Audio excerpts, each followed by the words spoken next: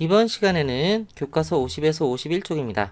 습도는 우리 생활에 어떤 영향을 미치는지에 대해서 알아보겠습니다. 습도가 우리 생활에 미치는 영향 1번이에요. 공기 중에 수증기가 포함되어 있다는 것을 알 수 있는 경우가 있어요.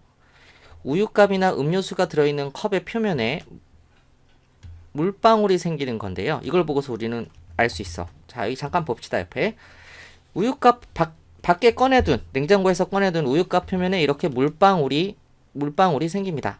여기 좀 확대한 모습을 보면 이렇게 물방울들이 이렇게 있죠. 이렇게 물방울들이 생겼는데 이 물방울들은 어디서 왔을까요? 어디서? 당연히 옆에 있는 공기 중에서 왔습니다.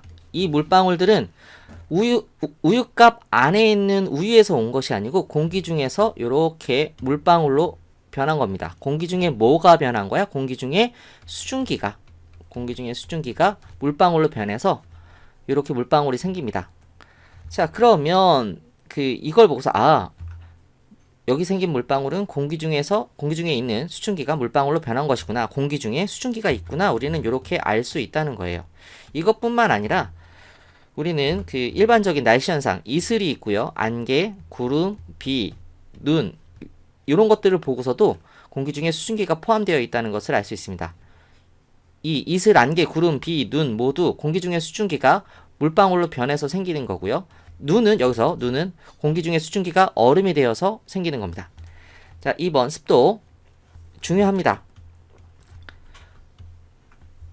공기 중에 수증기가 포함된 정도를 말합니다. 그래서 습도계로 측정합니다. 습도는 공기 중에 수증기가 포함된 정도를 얘기하고, 그리고 이거는 습도계로 측정한다는 걸 꼭 기억해 두세요. 간단하게 말씀드리면 요만큼의 부피의 공기가 있다면 얘가 공기예요. 공기.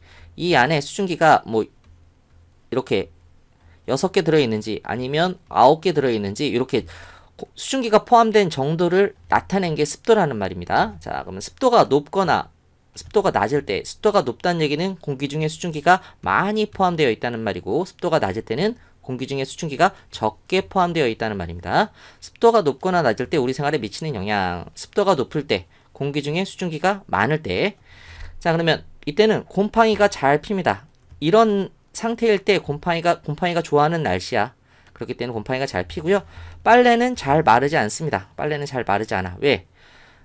빨래에 있는 물이 공기 중으로 날아가야지 빨래가 마르는 건데 공기 중에 수증기가 많아. 그렇기 때문에 수증기가 잘 날아가지가 않습니다. 그래서 잘 마르지 않고요. 그리고 음식물이 쉽게 부패합니다. 음식물이 부패하는 거 곰팡이 때문이죠. 그러니까 마찬가지 곰팡이가 잘 피고 음식물이 쉽게 부패하게 되는 겁니다. 근데 습도가 낮을 때, 공기 중에 수증기가 적을 때입니다. 빨래가 당연히 잘 마릅니다. 그리고 산불이 발생해요. 산불. 건조할 때, 물이 많을 때 불이 잘 나겠어? 아니면 물이 부족할 때 불이 잘 나겠어? 당연히 물이 부족할 때요. 물이 없을 때 불이 더 잘 나겠지? 그렇기 때문에 습도가 낮을 때, 공기 중에 수증기가 적을 때 쉽게 산불이 발생합니다. 그리고 쉽게 감기와 같은 호흡기 질환이 생기기도 합니다. 우리가 감기나 뭐 이렇게 여러 가지 호흡기 질환들이 있는데 그 호흡기 질환들이 목이 마르면 쉽게 걸리거든요. 더 그렇기 때문에 습도가 낮을 때는 쉽게 감기와 같은 호흡 질환이 생기기도 한다는 걸 기억하시면 됩니다. 그럼 이제 건숙구 습도계로 습도 측정하기. 준비물은 이렇게 쭉 있고요. 먼저 건숙구 습도계를 만들 거예요. 탐구 방법 봅니다. 1번 알코올 온도계 2개 중 하나는 액체샘이 여기가 액체샘, 요 부분. 액체샘을 헝겊으로 감싼 뒤 고무줄로 묶습니다. 이렇게 헝겊으로 감싼 뒤 고무줄로 이렇게 묶어요. 이때 헝겊의 한쪽 끝이 액체샘 위로 2에서 3cm 정도 올라오도록 합니다. 여기가 요만큼 2에서 3cm 정도 되게 올라오도록 하고요. 2번 스탠드를 설치한 뒤 뷰렛 집게를 사용해 온도계 2개를 설치합니다. 스탠드를 여기 이렇게 설치하고 뷰렛 집게, 여기 이런 모양이 이게 뷰렛 집게예요. 뷰렛 집게를 사용해 온도계 2개를 이렇게 설치를 해요. 그 다음에 헝겊으로 감싼 온도계 아래에 물이 담긴 비커를 이렇게 놓고요. 헝겊의 아랫부분이 물에 잠기도록 이렇게 요만큼 잠기도록 합니다. 그 다음에 10분이 지난 뒤 건구 온도계와 습구 온도계의 온도를 각각 측정해 봅시다. 그래서 얘의 온도 그리고 얘의 온도. 얘가 건구 온도계예요. 얘는 물에 들어가 있지 않잖아. 젖지 않았지. 그래서 말라있기 때문에 건구라고 하고요. 얘는 물에 젖어서 습할 거잖아. 그렇기 때문에 습구 온도계라고 합니다. 5번 아래 습도표를 이용해 현재 습도를 구해봅시다. 이렇게 되어 있는데 이렇게 온도를 구해보면 온도가 차이가 납니다. 온도가 어디가 더 높으냐 하면 건구 온도계가 보통 온도가 높습니다. 그 습구 온도계가 온도가 상대적으로 낮아요. 여기서 나오는 온도가 왜 이런 차이가 나냐 하면 헝겊을 타고 올라온 물이 증발하면서 주위의 열을 흡수하여 습구 온도계의 온도가 낮게 되기 때문입니다. 여기 있는 물이 여기 이 물이 이렇게 타고 이 헝겊도 젖을 거잖아요. 근데 이 물이 이렇게 증발을 하는데 수증기로 증발합니다. 증발할 때 여기 있는 열도 같이 흡수해서 가. 그렇기 때문에 온도가 더 낮아지는 거예요. 요거는 좀 심한 내용이긴 한데 설명드렸습니다. 그리고 이제 습도표를 보고서 습도를 구해 보겠습니다. 이게 습도표예요. 교과서에도 있고 실험 관찰 책에도 있습니다. 그 일부만 나타낸 건데 건구 온도와 습구 온도 차 이렇게 표가 있고요. 자, 그럼 탐구 결과를 보면 건구 온도는 15.0도로 돼 있고 습구 온도는 11.0도가 나왔어요. 건구 온도가 습구 온도보다 더 높다 그랬죠, 보통. 건구 온도와 습구 온도의 차는 4도 정도 됩니다. 현재 습도는 61%인지 한번 확인해 봅시다. 자, 이 습도표를 보고 습도를 어떻게 구하냐 하면 먼저 건구 온도 왼쪽 여기를 찾아봅니다. 15도죠. 아, 15도구나, 건구 온도. 습구 온도는 없네요. 근데 건구 온도와 습구 온도의 차를 구하라 그랬잖아. 그러니까 4.0 건구 온도와 습구 온도를 빼 15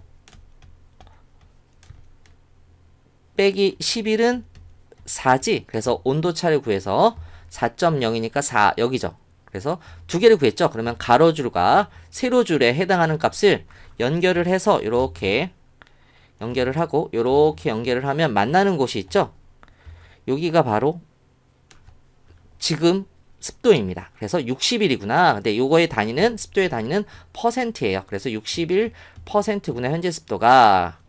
자, 뭐 참고적으로 말씀드리면 건구 온도와 습구 온도가 같은 경우도 있어요. 그때는 언제나 습도가 100%입니다. 언제나. 이렇게 요거 참고적으로 말씀드리고. 자, 더 생각해보기 우리 생활에서 습도를 조절하는 방법에는 무엇이 있을까요? 이렇게 되어 있는데 습도를 높이는 방법, 공기 중에 수증기가 더 많게 하는 방법이죠. 그러면은 물을 공기 중에 넣어주면 되잖아. 그렇죠? 그렇기 때문에 집안에 빨래를 널어두거나 그 습기를 더 공기 중으로 뿌려주는 가습기를 켜면 됩니다. 그리고 습도를 낮추는 방법, 공기 중에 수증기를 적게 하는 방법이죠. 그때는 공기 중에 수증기를 뺏어오는 어떤 걸 쓰면 되겠지. 옷장이나 신발장 속에 제습제, 공기 중에 수증기를 흡수하는 제습제를 넣거나 마른 숯을 실내에 놓습니다. 마른 숯이 공기 중에 수증기를 이렇게 끌어당기는 역할을 해요. 그리고 뭐 제습기를 쓸 수도 있겠고요. 그리고 높이거나 낮추는 거 말고 그냥 우리가 살아가는데 알맞은 습도를 맞추기 위해서 식물을 쓰기도 합니다. 실내에서 키우는 식물은 적잖은 습도를 유지하는 데 도움을 주기도 합니다. 이번 시간은 좀 내용이 많아서 길었는데 그래서 좀 강의가 좀 깁니다. 이해해 주시기 바랍니다. 수고하셨습니다.